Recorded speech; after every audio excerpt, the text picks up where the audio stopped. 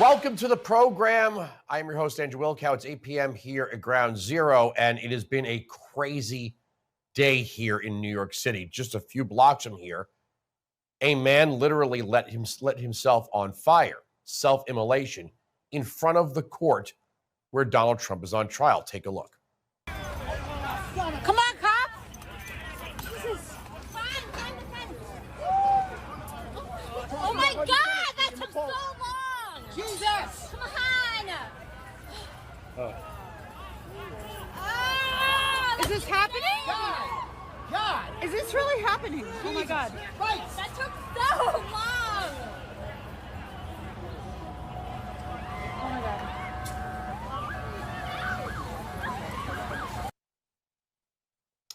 His name is Maxwell Azzarello, and he posted on Substack just before he did it that we're living in times of fascism, and he wrote about The Simpsons and Seinfeld and Bill Clinton and George H.W. Bush, all sorts of crazy things. Then he went to the court and lit himself on fire.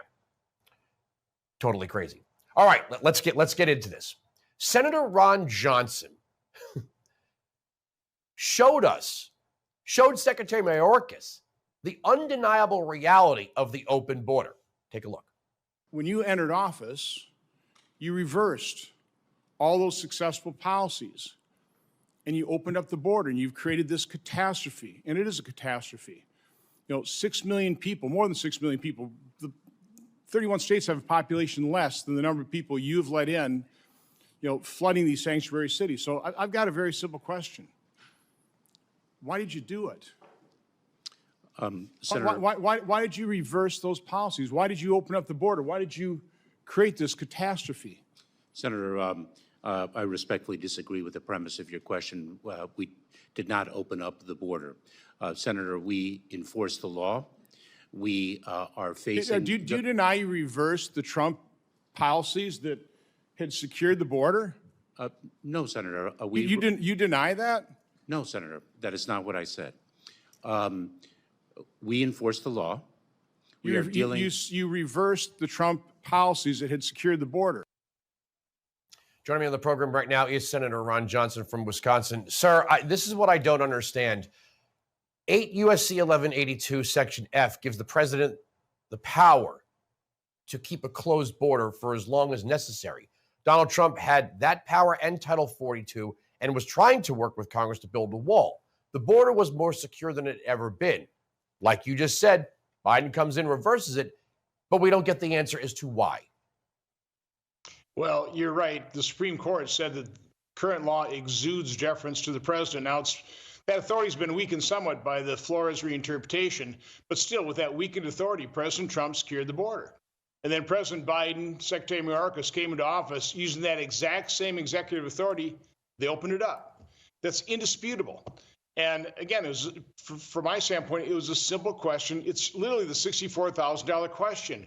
Why did they do it? I get that question asked of me all the time. Why'd they do it? The only answer I have is they want more people coming to this country, apportioned into those blue states. They get more members of Congress, and they want them to vote for Biden. We actually have NGOs now. We've caught them red-handed, handing out slips of paper to people before they come to this country, illegal immigrants, telling them when you get to America, vote for Joe Biden. So the jig is up. We now know exactly why they do it. He's just not honest enough to tell us exactly why they're doing it. Can I just ask you, how did Chuck Schumer just dismiss the articles of impeachment? I didn't know that the Senate just held a vote to decide whether to proceed. I thought it was the obligation, the constitutional obligation of the Senate to hold the trial. How did he do that? What precedent does that set? Well, Democrats are always the ones that break precedents, that break norms. Harry Reid did it with the nuclear option, and Harry Reid's the same way. Unfortunately, the parliamentarian went along with him and said that 51 senators voting to dismiss could dismiss it, that was in order.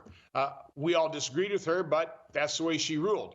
And so they came up with the excuse for dismissing is that those charges, those impeachment charges, did not rise to a constitutional level.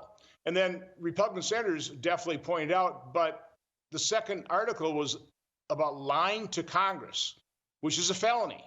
Now, the Constitution says high crimes and misdemeanors. Now, Andrew, I'm not a lawyer, but I'm pretty sure that a felony is more serious than a misdemeanor. And so, again, it's completely spurious. They just make things up, they break precedents, and they get away with it because the news media will never hold them to account. It was amazing. Patty Murray said that the chamber was not in a debatable set. There was no debate allowed. But isn't that the point of the trial? Instead of having 51 senators just dismiss it, aren't they supposed to hear the arguments? Then they could have easily just exonerated Mayorkas, right? I mean, they didn't convict Trump in the 2 impeachments. They could have easily just said, okay, well, we're not going to convict and remove him. Now, thanks for playing the game. Schumer didn't even let the game proceed. That's insane. Again, they don't want the catastrophe of their open border policy highlighted. They don't want it exposed. And by and large, the mainstream media has played along with them.